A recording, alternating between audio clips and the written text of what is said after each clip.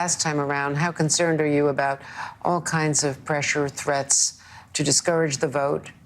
We know what happened to Ruby Freeman and Shay Moss, who, by the way, were given a Courage Award last night at PEN America at a gala in New York that I was speaking at, and were appearing, and it was really a glorious night, given the award from Tyler Perry. So Georgia, very much a focus, of course, because of the case against Donald Trump.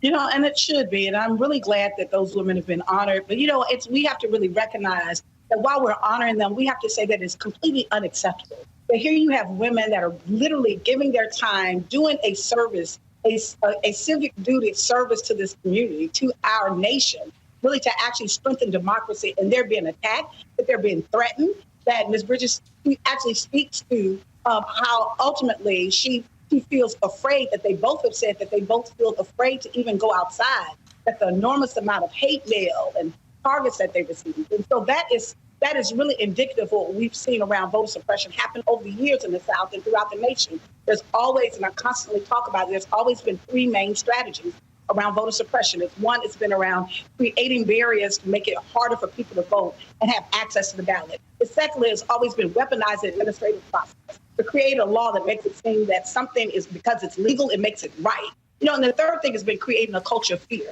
And I think Georgia literally is a microcosm of, is an example of all of those things that we've seen, not just historically, but we're seeing currently. And I am, as you stated, I am deeply concerned about, as we're going into this election cycle, how we will see that trend continue in the state of Georgia. But there are groups on the ground that are really organizing themselves, as I think the film shows, and are fighting back. Well, LaTosha Brown, thank you. This is so important. Their important documentary, the premiere of Turning Point, Battleground Georgia, is Sunday at 9 Eastern right here on MSNBC, and we really thank you for previewing it for us. And coming up, the rule breaker next, my conversation with